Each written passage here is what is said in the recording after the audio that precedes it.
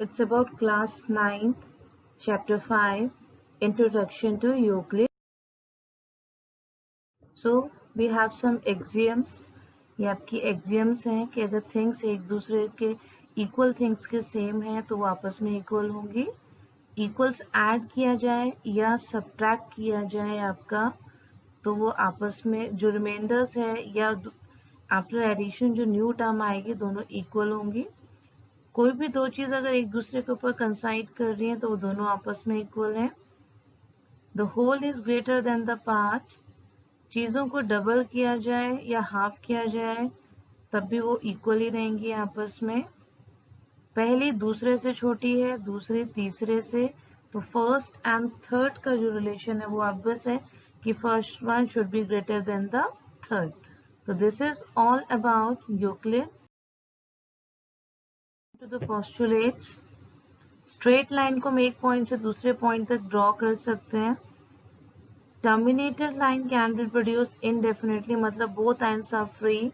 We can increase the length of the terminated line as per our need. Circles can be drawn with any center on any radius. Right angles are equal to one another. जब भी दो line के ऊपर एक transversal draw होगी तो जो interior angle का सम ऑन किसी भी साइड पे on either of the side left और right, if the sum is equal less than the two right angle, तो दो लाइंस हैं, they will meet at somewhere, right? So this is all about Euclid axioms and postulates. तो with the basis of this हमारी exercise में तो let practice. ठीक है, यहाँ कुछ क्वेश्चंस आपसे पूछे गए हैं तो let discuss these questions one by one. First one था, पहला जो था मेरे पास में, that is your false. कि through a single point infinite number of line can pass. ठीक है, एक पॉइंट से आपके बहुत सारी लाइन जो है वो पास हो सकती है. डायग्राम आपके सामने है. सेकंड वन जो है दैट इज आल्सो फॉल्स. उसमें लिखा है कि कोई भी दो डिस्टिंक्ट पॉइंट से एक ही लाइन पास हो सकती है. ठीक है, दो लाइन से बहुत सारी लाइन पास होना पॉसिबल नहीं है. Third one is true. A terminated line can be produced indefinitely. ये हमारा postulates ही है यहाँ पे. तो अगर मेरे पास AB एक लाइन है, ये लाइन सेगमेंट है, पर अगर मैं दोनों तरफ एरो लगाती हूँ तो मैं इसको प्रोड्यूस कर सकती हूँ, राइट? फिर जो मेरा फोर्थ पार्ट है दैट्स ऑल्सो ट्रू. अगर कोई दो सर्कल इक्वल हैं तो उनका सेंटर और सर्कमफ्रेंस एक दूसरे के साथ कॉन्साइड करेंगे तो ऑब्वियस है दोनों का रेडियस भी आपका इक्वल होगा. Fifth one is also true. AB and XY are two terminated, both are equal to the third line. ये हमने axioms में पढ़ा हुआ है. वहाँ पे axioms आपके सामने लिखा भी हुआ है कि if the two things are equal to the same then both should be equal. That's why XY AB and XY will be equal to one another. Next है, यहाँ पे मेरे पास कुछ डेफिनेशंस हैं, मुझे उन्हें डिफाइन करना है. इफ यहाँ पर कंडीशन ये लिखा है यहाँ पे कि अगर इन डेफिनेशंस को डिफाइन करने में you have used any new word तो you have to define that word first before explaining these definitions, right? Okay, so parallel line आपको पता है बच्चा, कोई भी दो पैरेलल लाइन है उनके बीच का जो कांस्टेंट डिस्टेंस है वो आपका इक्वल होगा. They will never intersect each other, right? Okay, अब पैरेलल लाइन को डिफाइन करने के लिए हमें क्या पता होना चाहिए?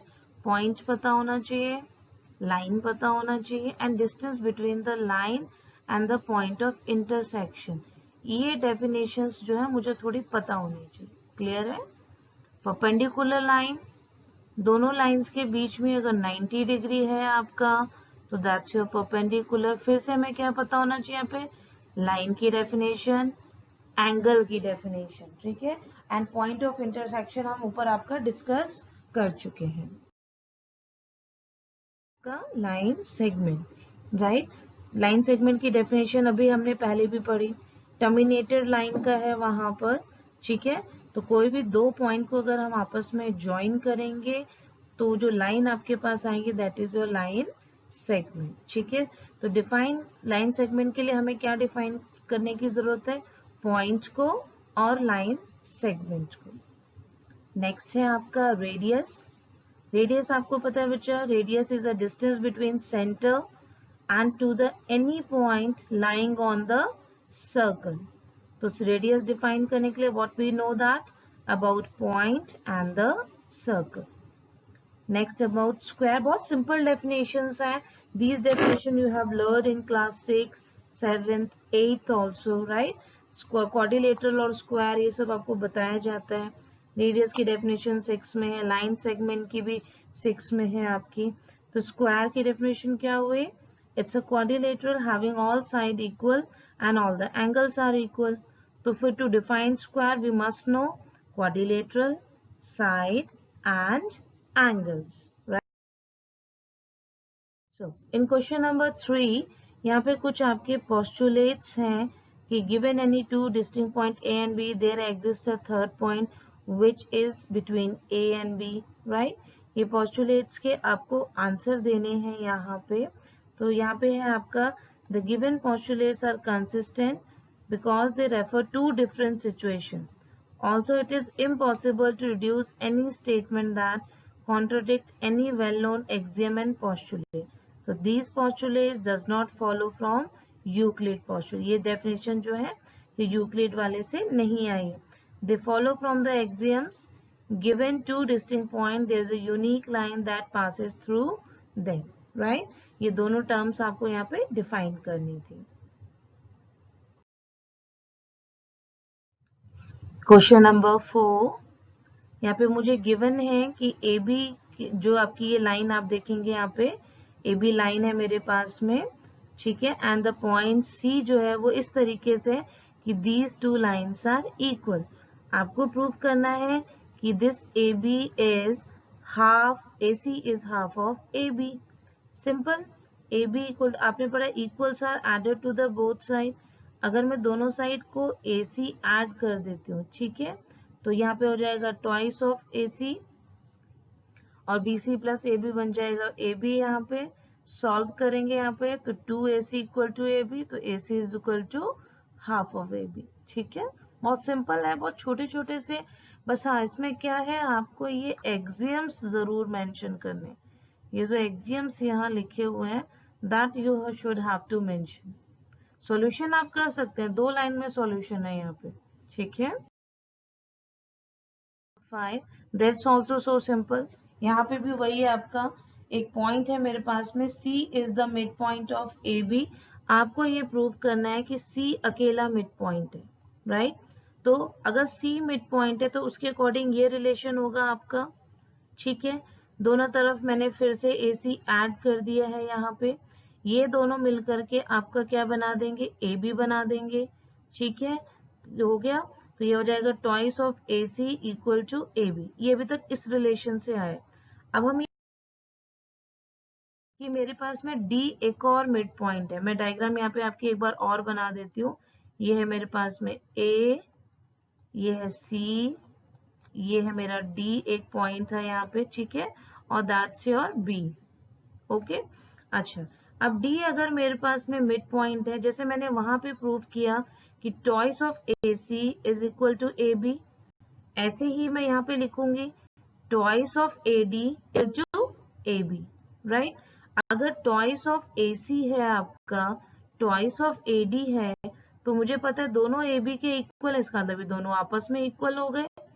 2 से 2 cancel, AC is equal to AD, AC is equal to AD। और ये दोनों डिस्टेंस इक्वल तभी हो सकते हैं जब ये दोनों जो मेरा डिस्टेंस है दैट इज नेग्लिजिबल, ये हो ही ना। और जब ये नहीं होगा तो कैसे पता चलेगा, क्योंकि ये C और D जो पॉइंट है वो एक दूसरे को ही रिप्रेजेंट कर रहे हैं। सो अवर अजम्पशन इज रॉन्ग, हमारे पास एक ही वन मिड पॉइंट है यहाँ पे। क्वेश्चन नंबर 6, ये भी आपका बहुत सिंपल है। मुझे गिवन है यहाँ पे कि AC is equal to BD, right. और मुझे प्रूव करना है कि AB, ये वाला प्रूव करना है, AB is equal to C D. अगर आप यहाँ ध्यान से देखें, ये जो बी सी है वो दोनों के अंदर आ रहा है, सिंपल, दोनों को माइनस कर दीजिए आप वहां से। अगर मैं ए सी में से बी सी माइनस करूंगी तो ए बी रह जाएगा, और बी डी में से आपका मैं बी सी माइनस करूँ तो सी डी रह जाएगा। सेम वही पूरी एक्सप्लेनेशन है यहाँ पे, लैंग्वेज फॉर्म में लिखा हुआ है, बट ध्यान रखना है that you should have to write the axioms. आप कौन सी एक्सियम्स यहाँ यूज कर रहे हैं, that is most important and you have to write it, right? Okay, तो it's all. Now question number 7, axiom 5 जो है वो यूक्लिड का, उसको यूनिवर्सल ट्रुथ माना गया। एक्सियम 5 क्या है हमारा, the whole is greater than the part. अब ये क्वेश्चन आपसे पूछ रहा है वो कैसे मुमकिन है यहाँ पे, ठीक है? तो ये आपके एग्जाम्पल से आपको यहाँ पे समझाना है, राइट? जैसे मैंने आपको वहां पे एग्जाम्पल दी थी, 5 is equal to 2 plus 3, same as मैंने लिखा t is equal to a plus B plus C. तो अगर मैं इन तीनों को अलग अलग करके लूं तो जो t जो है वो a b c तीनों से ग्रेटर होगा। ऐसे ही आप यहाँ पे कॉन्टिनेंट का एग्जांपल ले सकते हैं। एशिया आपका एक कॉन्टिनेंट है, India is a part of Asia, right? तो आपको ये पता है कि India is smaller than Asia and Asia is greater than the part, greater than India. So it means whole is a part, whole is greater than the part. So it's all about question number 7. We have to just give an example to show that it's a universal.